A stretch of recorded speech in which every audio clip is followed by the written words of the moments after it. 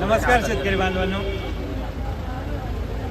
एखादा रुपया पडला आणि तो जर कोणाला सापडला तर लोकांची इच्छा होत नाही की दिली पाहिजे. लहान पोरं जरी असले तरी आजकाल 1 रुपया सापडला तर परत देत नाही.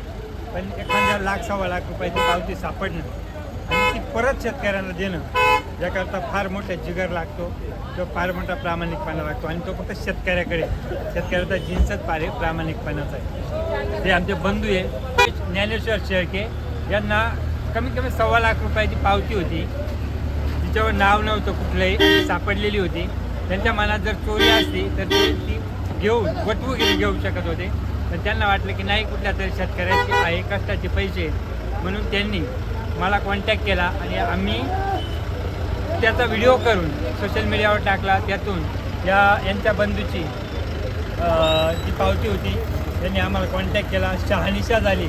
आम्हाला विश्वास मिळाल्यानंतर आज आम्ही पिंपळगाव मार्केटमध्ये एवढ्यासाठीच आलेलो आहे की त्यांना यांच्याकडून त्यांची पावती त्यांच्या ताब्यात देण्यासाठी.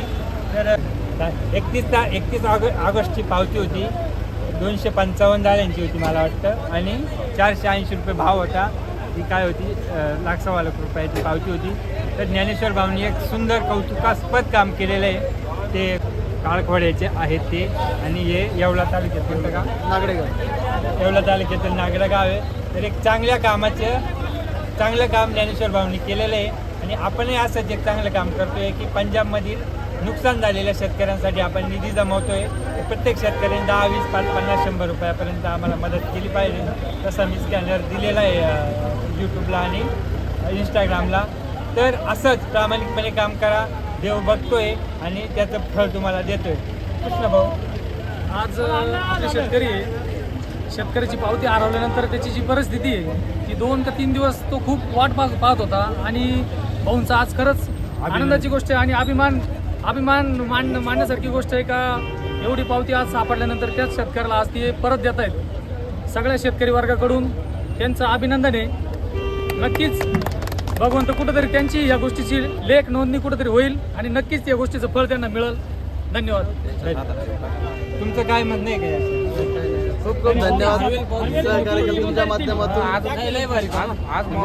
वेळ दिला आपण सर्वांनी, वेळ देऊन तुम्ही ते काम केलं याबद्दल तुम्हाला खूप खूप धन्यवाद देतो आणि तुम्हाला शुभेच्छा देतो. अशा कामामध्ये नेहमीच आपण सहभाग घ्यावा.